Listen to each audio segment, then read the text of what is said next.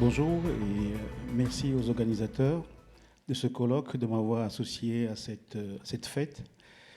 Euh, alors, je vais commencer ma présentation par des excuses à mes frères d'Afrique du Nord parce que, en accord avec les organisateurs, nous avons choisi l'Afrique subsaharienne pour une question de temps parce que on n'a pas, en 30 minutes, on ne peut pas parler du pain sur un continent.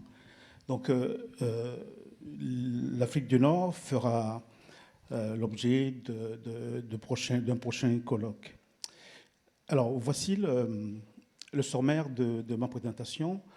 Je vais vous évoquer les méthodes de planification ancestrale. Vous allez voir que ça n'a forcément pas grand-chose à voir avec le pain quand on parle de pain aujourd'hui, mais je vais vous l'expliquer. Après, on passera pour la planification moderne en Afrique, ses origines. Ensuite, je vous parlerai de certaines recettes que j'appelle revisitées, c'est-à-dire que ce sont des recettes de pain qui sont importées d'Occident et qui ont été modifiées par les boulangers locaux. Ensuite, naturellement, on va évoquer les différentes étapes de l'évolution du pain en Afrique. Bon, évolution au niveau matériel, au niveau des techniques de fabrication, et puis au niveau des tendances de consommation. Et puis, pour finir, on parlera d'une tendance qui n'est pas vraiment une tendance parce que ça a été, on va dire, un cas de force majeure lié à la situation géopolitique aujourd'hui. Ah, voilà. L'Afrique subsaharienne n'a pas une très ancienne tradition de pain pour la simple. Alors, quand je parle de pain, c'est le pain, la conception actuelle du pain. Quand on demande à un consommateur qu'est-ce que c'est le pain, ben, c'est de la farine de blé, la farine de seigle, ou encore en Europe du Nord, la farine d'orge, ou l'orge tout court, d'avoine, etc. On en fait une pâte fermentée à la levure ou bien au levain et qu'on cuit dans un four. Alors, si c'est ça le pain, l'Afrique n'a pas une grande tradition très ancienne de pain. Par contre, il existe des méthodes très très anciennes de pain à base de céréales non blés, c'est-à-dire le maïs, le mil, le sorgho et des tubercules comme le manioc. Alors, ces pains ne sont pas forcément cuits dans des fours avec des réactions de Maillard, mais c'est surtout des pains qui sont cuits à la vapeur ou dans de l'eau. Alors, je vais vous donner quelques exemples. Alors, volontairement, on a coupé dans la liste de ces pains-là, parce qu'on n'a pas le temps de parler de tous ces pains en 30 minutes. Alors, le premier pain qui me vient à l'esprit, c'est un pain de maïs, c'est-à-dire 100% maïs, qu'on appelle en Afrique occidentale ablo. Bon, à tel point qu'aujourd'hui, il y a des villages, quand on parle de pain, même du pain, la baguette, les gens disent ablo, parce que c'est le pain. Alors, c'est une pâte, une sorte de pâte à crêpes. À l'origine, c'était une pâte fermentée, une fermentation lactique, c'était une fermentation spontanée. Aujourd'hui, avec l'utilisation de la levure, les gens font toujours ce type de pain, 100% maïs, et c'est une pâte liquide qui est ensemencée à la levure. Ça contient 10 à 15% de sucre et il n'y a pas de matière grasse dedans. Et cette pâte est moulée dans des feuilles de bananier.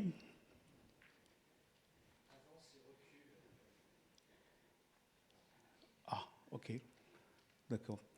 Alors là, on voit bien une photo de Ablo avec une structure très alvéolée. Et quand j'ai envoyé la photo à Hubert, il m'a appelé pour me dire mais tu es sûr qu'il n'y a pas de blé? Non, il n'y a pas de blé dedans. Cette photo a été faite chez moi. J'ai fait venir une personne qui fait de... Je me suis renseigné, c'est une personne qui fait le meilleur ablo de la capitale togolaise. Donc, alors, ça ne contient pas de farine de blé. Par contre, aujourd'hui, avec la nouvelle génération, on incorpore parfois un peu de farine de riz.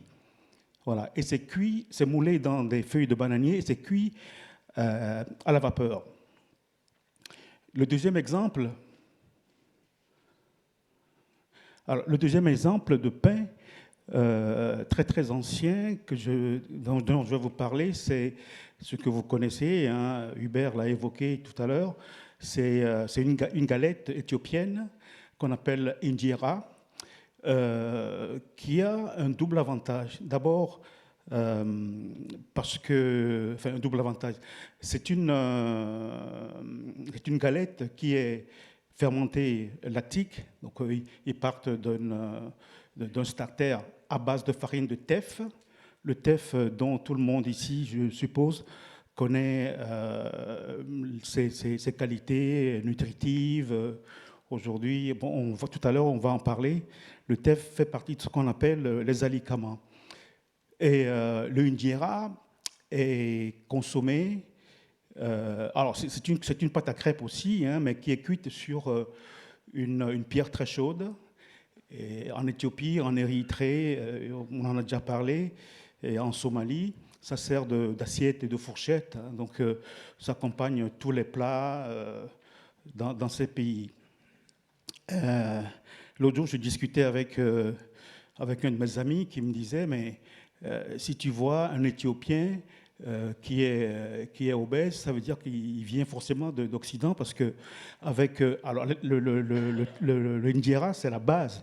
Donc avec tout ce qu'il y a dedans comme nutriments, etc., ça entretient la santé. Alors ça c'est à vérifier, mais bon, c'est ce qu'on reporte.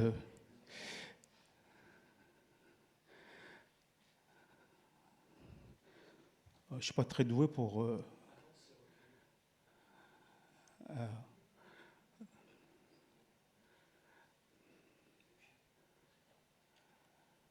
désolé, hein, Hubert, je pense que tu ne vas pas me...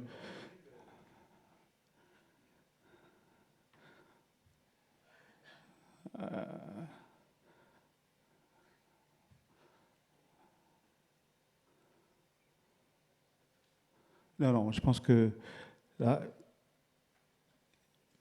j'aurai besoin de l'assistance de...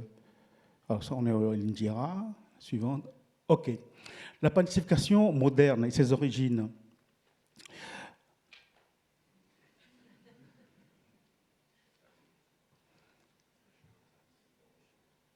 La panification moderne et ses origines.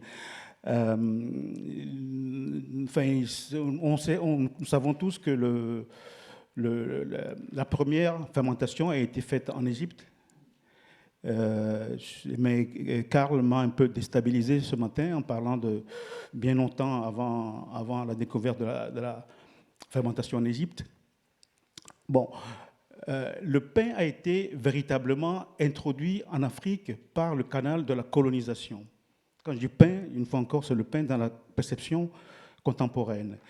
Le pain aujourd'hui en Afrique est marqué par les colonisations françaises et britanniques, bon, même s'il y en a d'autres, hein, il y a les Espagnols, les Portugais.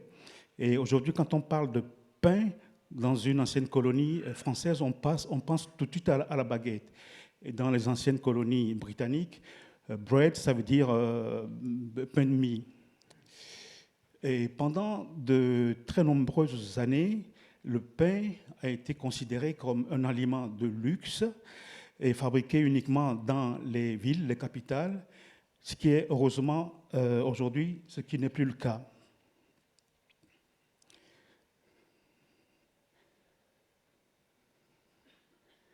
Alors aujourd'hui, le pain est devenu un aliment symbole qui s'est imposé pour son aspect pratique. Je me rappelle quand on était gamin, on nous faisait pour aller à l'école, On nous faisait un petit plat de haricots avec de l'huile de palme. Et c'était pas pratique à porter avec soi. Aujourd'hui, avec un sandwich dans un sac de collier, ben c'est très pratique. Un sandwich à base de pain, hein, n'importe quel type de pain, c'est très pratique. Et le pain a aussi marqué ce continent. Je pense que pas que ce continent, mais de manière générale, le pain est devenu ce qu'on appelle un baromètre socio-économique. Pour les gens qui suivent un petit peu l'actualité africaine, il y a eu quelques années, l'augmentation du prix du pain, de la baguette à Douala, au Cameroun, a été à l'origine d'un soulèvement populaire. Et il y a eu d'autres exemples hein, qui ont fait vaciller des régimes. Voilà, voilà c'est... Alors, maintenant, quelques recettes revisitées. Voilà. Là aussi, je vais vous donner quelques exemples, hein, parce que sinon on n'a pas le temps de tout finir. Il y a le Bota Bread en Afrique de l'Ouest. Bon, ça s'appelle Bota Bread, mais il n'y a pas de beurre dedans, dans la recette. Donc c'est une pâte qui est très très ferme, sous-hydratée, et qui est ensuite raffinée. Raffinadora ou bien Dobrika pour les. Et la particularité, enfin, une autre particularité, c'est que cette pâte contient très très peu de levure. Alexandre, je suis désolé, mais bon, ben, c'est comme ça, on peut pas y échapper. Et la fermentation, la presse, c'est-à-dire la fermentation dure 15 à 18 heures. Et là, ça pose un problème parce que il faut que la pâte tienne 15 à 18 heures sans s'affaisser. Et aujourd'hui, malheureusement, les boulangères, parce que ce type de pain est fait majoritairement, bon, je veux dire uniquement que par les femmes, et elles utilisent du bromate de potassium. Et Hubert a évoqué notre petit laboratoire de panification au Togo. Et là, on essaie de trouver on va dire, entre guillemets, des formules pour que les gens évitent d'utiliser le bromate de potassium. Mais ce n'est pas très simple. Alors, ce type de pain est cuit dans des fours en argile. Hein, voilà, vous voyez la photo, là, la quatrième photo à partir de la gauche. Ce sont des fours qui sont chauffés au bois.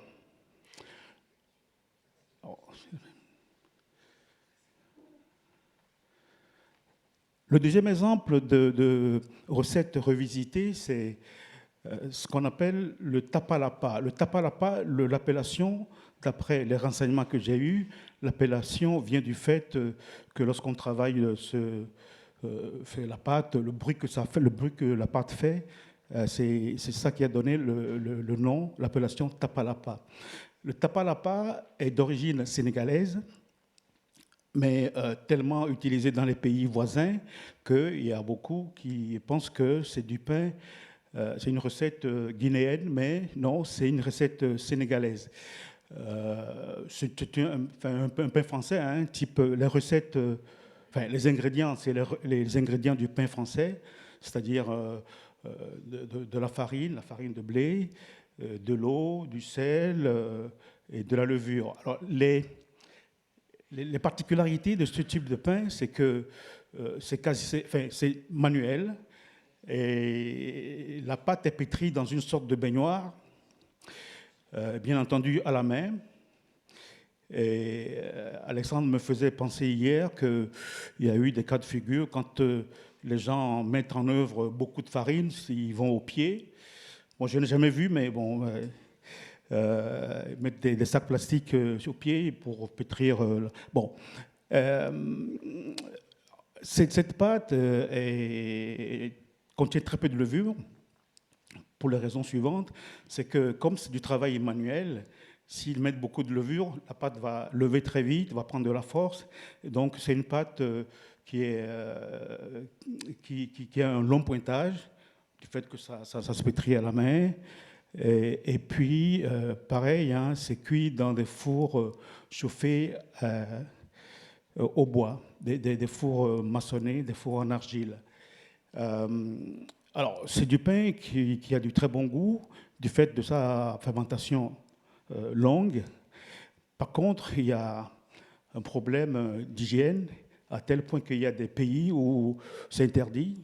Mais bon, malgré tout, ça se fait, puisque on n'a pas vu les photos. Alors, voilà. En haut, à droite, on a la photo du four, et en bas, c'est la photo du produit fini, hein, qui ressemble à un pain français. Très bon goût. Alors, je disais que c'est interdit dans certaines villes pour des raisons d'hygiène, mais bon, vous savez, ça continue par se faire. Alors, une autre recette revisitée, ce sont les beignets. Les beignets, ça se fabrique beaucoup en Afrique de l'Ouest, en Afrique de l'Est et en Afrique centrale. Là, on voit des beignets qui sont fabriqués sur les photos. C'est des beignets d'Afrique centrale. Ce sont des pâtes très liquides qu'on laisse fermenter plusieurs heures et qu'on frit à la demande. Quand il y a de la demande, ça c'est pareil, hein, c'est les femmes qui tiennent l'industrie de la panification sur le continent. Donc c'est frit. Et des fois, on est surpris parce que quand j'ai vécu au Cameroun, on a fait une étude sur la consommation du pain, et 65% de la farine de blé est consommée sous forme de beignets. Et les beignets, dans cette partie de l'Afrique, sont devenus une sorte de, en guillemets, une religion. Par exemple, au Cameroun, on l'appelle le BHB, B comme beignet, H comme haricot et B comme bouilli, parce que les plats de petit déjeuner contiennent des beignets, des haricots bouillis, des haricots rouges bouillis, et puis de la bouillie de maïs. Alors, dans la famille des beignets, il y a les beignets d'Afrique australe et orientale. Ça, c'est plutôt l'Afrique orientale. Ça s'appelle ça mandazi ou amandazi. Alors, la différence par rapport aux beignets d'Afrique centrale et d'Afrique de l'Ouest, c'est que ce sont des pâtes fermes qui sont un petit peu plus riches parce que ça contient des œufs, du lait de coco et des fois des épices. Donc ce sont des pâtes, c'est les beignets qu'on peut trouver un petit peu partout dans le monde, hein, donc ces pâtes fermes qui sont frites. Voilà. Et la dernière recette revisitée, c'est aussi des beignets, avec la particularité d'être fait avec de la farine de riz. Et c'est encore une recette riche parce que ça contient des œufs. Alors, une grosse différence par rapport aux beignets qu'on peut rencontrer, c'est que ce n'est pas frit dans de l'huile, mais c'est cuit dans des moules très huilés. Donc, ça fait un petit peu, ça ressemble de la friture, mais ce n'est pas frit dans de l'huile. Ce sont des beignets de Madagascar qu'on appelle mofogazi, qui veut dire pain malgache au fait. Alors, le matériel de boulangerie, on va distinguer bien entendu le segment artisanal et puis le segment industriel, dont on va parler un peu plus tard. Alors, la boulangerie artisanale que j'appelle ancienne génération, c'est tout ce qu'on peut trouver en Europe, mais le matériel est tellement sollicité qu'une boulangerie artisanale, ça vieillit très très très vite. Ça travaille 18 heures par jour parce qu'il faut produire pour nourrir la population. La consommation... Alors, il y a des pays où il y a uniquement que des fours à sol. Par exemple, quand vous prenez deux pays voisins, le Bénin, c'est uniquement que des fours à sol. Le Togo, qui touche le Bénin, c'est des pays voisins. C'est d'ailleurs le même peuple, ou les mêmes tribus, si vous voulez. Mais au Togo, c'est que du rotatif, et au Bénin, c'est que du four à sol. Des fours à sol. Alors, ne me demandez pas pourquoi, mais c'est comme ça.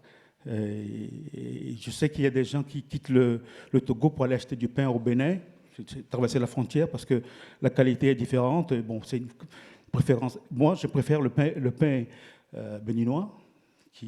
C'est pas un pain à croûte très dure, mais c'est plus savoureux que le pain cuit sur le rotatif au Togo. Enfin, aujourd'hui, j'en sais plus que j'en fais moi-même. Donc, alors, les consommations de farine par ces petites boulangeries sont parfois impressionnantes.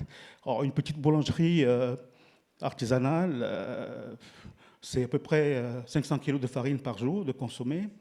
Alors, quand c'est des tailles au-dessus, c'est 1,5 tonnes. Mais on peut rencontrer aussi, c'est rare, mais ça existe, des boulangeries artisanales. Quand je dis artisanal, c'est que c'est du matériel, c'est des fours à sol ou des fours rotatifs, hein, et qui consomment jusqu'à 20 tonnes de farine par jour. Et c'est un petit peu la consommation des boulangeries industrielles dans certains pays. Alors vous voyez, hein, le matériel est très sollicité et vieillit très vite. Alors ici sur la photo, vous voyez, c'est des revendeuses qui vont chercher du pain à la boulangerie artisanale et qui vont vendre dans les petits villages pas trop loin de la ville. Mais il faut que le pain soit frais. Alors, les boulangeries artisanales modernes, enfin, je veux dire, nouvelle génération, je n'ai rien à dire là-dessus parce que ça ressemble tout à fait à ce qu'on peut retrouver aujourd'hui en Europe, sur le matériel, voilà. Le matériel, c'est tout ce qu'on peut retrouver aujourd'hui hein, dans les pays, entre guillemets, les pays développés, entre guillemets. Et la gamme de produits aussi, c'est des produits qui sont très très bien élaborés. Là, ce sont des photos qui ont été prises au Rwanda. On se croirait, je sais pas, à Paris ou à San Francisco. Bon, en général, ces boulangeries vendent leurs produits sur place, contrairement à l'ancienne génération où les gens viennent chercher le pain pour aller vendre dans d'autres contrées, pas trop loin. Alors, on va passer. Alors, ça, c'est une nouvelle tendance, c'est tout récent. Les boulangeries in-store.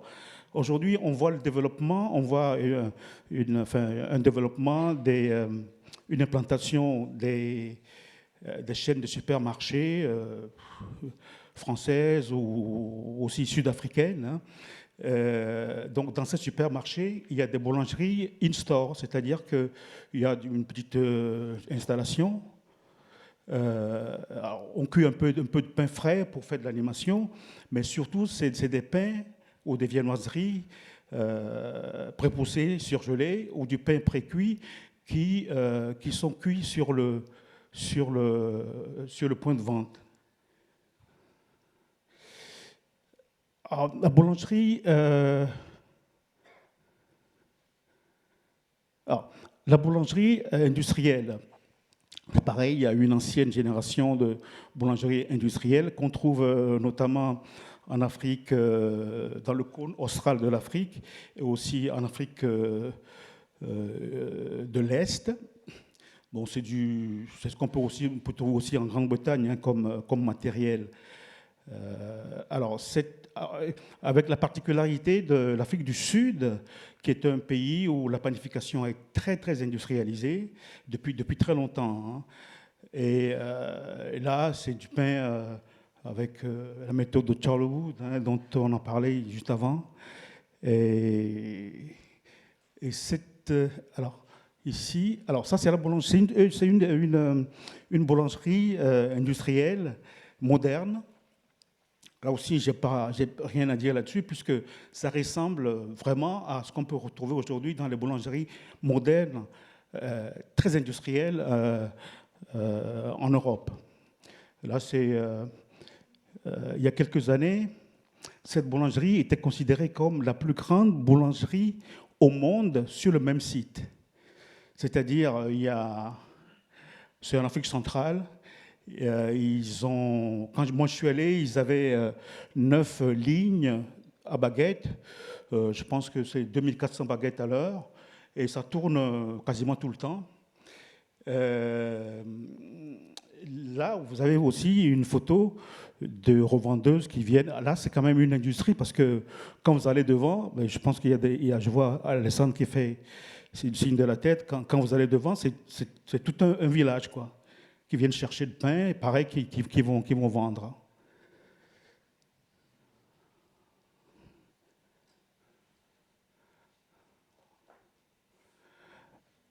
Alors, les tendances en consommation de pain, là, pour vous parler de tendances, j'ai emprunté quelques expressions à un de mes amis, donc il s'appelle Jean-Jacques Semlang, qui n'est pas parmi nous aujourd'hui, mais il y a plusieurs années, on a consommé ce mon ami appelle le pain support. Pourquoi support? Parce que c'est un pain qui est très, très développé, très volumineux, et pas de goût. Et ce pain servait, ou sert toujours, puisque c'est toujours consommé, à faire des sandwichs ou bien à saucer, quoi. On a fini un repas, comme disait Hubert dans sa présentation. Donc aujourd'hui, ce pain est encore consommé par les populations à faible revenu.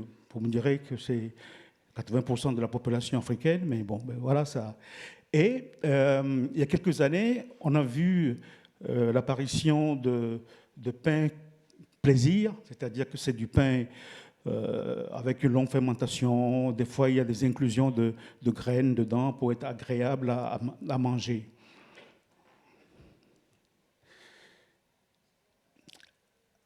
Alors, une tendance qui est très récente, c'est ce que les jeunes Africains de quelques pays appellent les pains alicaments. Quelques exemples. Alors là, je vais aller vite parce que je ne sais pas si Hubert, j'ai encore beaucoup de temps là parce que. OK. Alors, aujourd'hui, on voit du pain, généralement c'est du pain français, hein, donc il n'y a pas de sucre dedans.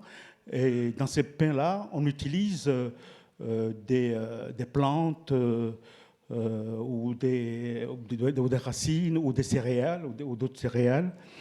Alors, le premier exemple que je vais vous donner, c'est le pain au moringa. Le moringa, c'est une plante d'origine asiatique, je pense que ça va être, si je ne me trompe pas, c'est de l'Inde, je crois, et qui pousse très bien sous les tropiques. Et le moringa a toujours été utilisé dans la cuisine africaine, sous forme de sauce ou d'infusion. Et aujourd'hui, on voit des jeunes boulangers qui font sécher le moringa, les feuilles de moringa, parce que les graines aussi sont très connues pour leurs bienfaits pour l'organisme. Donc, c'est les feuilles qui sont séchées et incorporées à la pâte au pétrissage. Bon, le taux d'incorporation, c'est de 5 à 15% en fonction de l'endroit où se situe la boulangerie et puis du pouvoir d'achat du consommateur. Il y a un autre produit qu'on utilise, enfin une autre matière première qu'on utilise aujourd'hui dans les pains alicaments, c'est le pain de singe. Le pain de singe, c'est le fruit du baobab. Alors, je vais des photos, mais voilà. Donc, en haut à droite, vous avez une feuille de moringa, et puis la feuille séchée et qui est moulue, qui est à côté. Et le pain de singe, vous voyez, c'est une sorte de coque.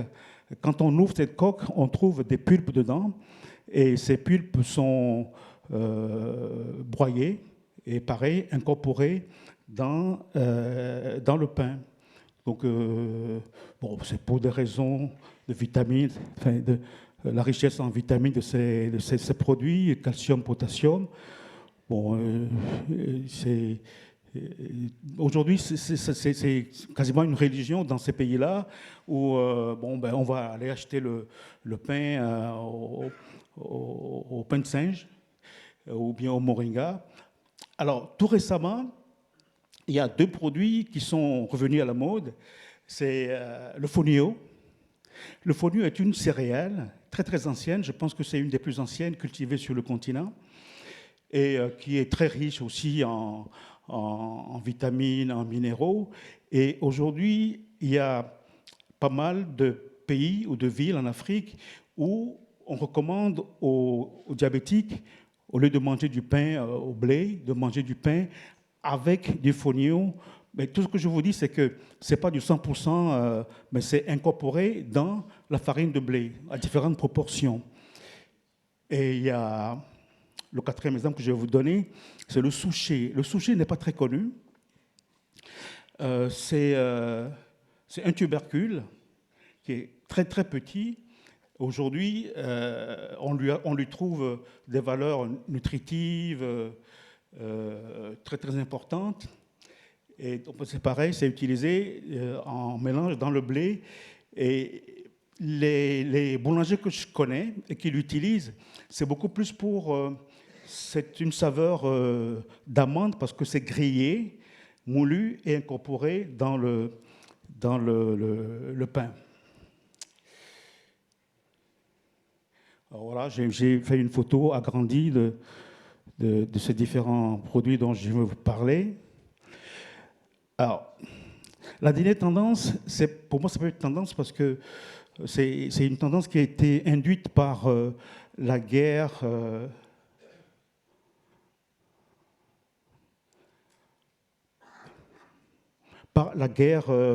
en Russie, entre la Russie et l'Ukraine. Ce qu'il faut savoir, c'est que depuis quelques années, les meuniers africains, même les Africains francophones, sont partis chercher du blé en Russie et en Ukraine parce que ce sont des blés de bonne qualité et surtout un petit peu moins cher que les blés qu'ils peuvent acheter en Europe. Aujourd'hui, avec la guerre qu'on connaît, hein, il n'y a plus de blé. Il n'y a plus de blé. Et donc, les gouvernements de ces différents pays incitent les boulangers à utiliser des céréales et tubercules du terroir pour faire du pain. Bon, je pense qu'il y en a qui ont rêvé, qui pensaient qu'on peut faire du pain à 100% maïs. Si on peut le faire, mais dans l'esprit du consommateur africain, le pain doit ressembler à quelque chose de léger, avec une mie aérée. Donc, si on fait du pain 100% maïs, il faut faire de la communication autour, sinon ça ne marche pas. Alors, la tendance aujourd'hui, c'est 30% de céréales aux tubercules locaux, mélangés à 70% de farine de blé. Et ce n'est pas encore très développé pour deux raisons. La première, c'est que le consommateur s'imagine toujours le pain à la mie légère. Ça, c'est une première raison. Et la raison principale, notamment dans la partie ouest et centre de l'Afrique, c'est que le maïs est plus cher que le blé. Et là, ça pose un petit problème, même un gros problème. Bon, sur l'aspect fabrication, je sais qu'il y a des entreprises européennes qui travaillent sur la question, hein, pour avoir une mie qui ne ressemble pas forcément à la baguette au levain, enfin, ou du pain au levain, mais qui soit quand même assez proche d'une mie alvéolée. Donc, on travaille dessus. Personnellement, je travaille dessus avec mon frère jumeau dans notre laboratoire de panification. Parce qu'il ne suffit pas que de mélanger les différentes farines et puis de faire de pétrir. Il y a, par exemple, on ébouillante une partie de la... j'ai levé un coin du voile à Hubert il y a quelques semaines. On ébouillante une partie de la farine non blé qu'on fait fermenter avec des bactéries lactiques. Et ça donne un meilleur goût et puis une meilleure digestibilité. Je pense que Karl en a parlé au début. Et bon... on prévoit de faire des publications dans les mois à venir. Il y a pas mal aussi de fabricants d'ingrédients en Europe qui travaillent sur la question. Alors, en conclusion, mais les pains anciens, c'est-à-dire la tradition des pains au maïs, etc., se métamorphosent comme tout, hein, ça évolue. Et malheureusement, ce qu'on observe, il y a pas mal de ce type de pains qui disparaissent parce que aujourd'hui, la population jeune veut manger, entre guillemets, civilisé. Donc, bon, ben, ces traditions disparaissent, malheureusement. Mais il va falloir faire des efforts pour les remettre un jour au goût du jour. Enfin, oui, au goût du jour. Alors, le matériel se modernise, ça c'est normal. Les habitudes de consommation aussi changent, hein, on en a parlé. Et aujourd'hui, la tendance, l'attente des professionnels et des consommateurs, c'est de pouvoir consommer des produits locaux à travers le pain. Et là-dessus, il y a beaucoup de travail à faire. Je vous remercie.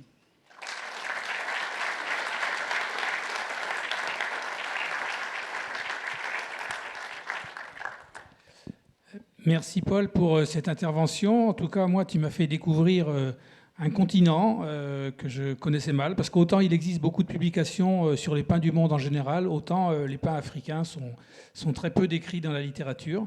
Et puis c'est en même temps, j'ai l'impression, le continent du grand écart, le grand écart entre les petites productions et les grandes productions. C'est-à-dire que des petites productions, il y en a dans tous les pays du monde, mais des grandes productions à cette échelle-là, j'en connais pas. J'avais vu par exemple au Congo un four-tunnel qui fonctionnait avec des gens qui mettaient des tôles ondulées de toiture et qui cuisaient des baguettes dessus, et ça marchait 24 heures sur 24, et ça produisait des quantités de pain phénoménales. Donc on retrouve vraiment en Afrique ces deux extrêmes, la fabrication domestique et la fabrication industrielle à grande échelle. J'ai une question à te poser sur les céréales qu'on appelle alternatives. C'est qu'il y a aussi, à ma connaissance, une difficulté, c'est les problèmes de logistique. C'est-à-dire qu'il faut que ces céréales qui soient produites puissent arriver jusqu'aux boulangeries. Et j'avais connaissance que souvent c'était difficile. Et puis la deuxième question qui va avec, c'est le problème de l'acceptabilité. Tu sais sûrement qu'il y a eu une expérience ancienne maintenant au Sénégal sur le pain mi-blé, et que cette expérience avait été un échec parce que la population, justement, trouvait que c'était un pain plus dense, enfin, qui n'était pas la qualité standard. Donc, je ne sais pas si les choses évoluent, mais tant mieux, parce que ça serait bien que l'Afrique soit moins dépendante du blé importé. Alors, donc j'ai compris, il y a deux questions. La question sur la logistique, c'est une vraie question. Ça fait de la politique, hein. Ce continent a suffisamment d'argent pour se développer. Donc il suffit d'une prise de conscience. Regardez le cas du Rwanda. Aujourd'hui, c'est un des pays qui se développe le plus vite au monde. Pourquoi? Parce qu'il y a eu un changement de dirigeant, ou je ne sais pas, mais ça va très très vite. Donc là, je crois que sur le plan de la logistique, il y a du travail à faire, mais bon, avec un peu de volonté, ça va se faire.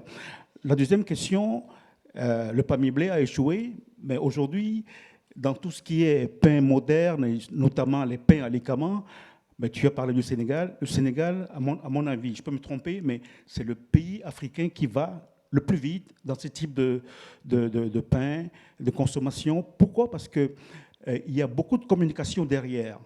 Quand vous venez acheter la baguette blanche qui n'a pas de goût et que votre boulanger lui dit « mais prenez le pain au Nébédei ».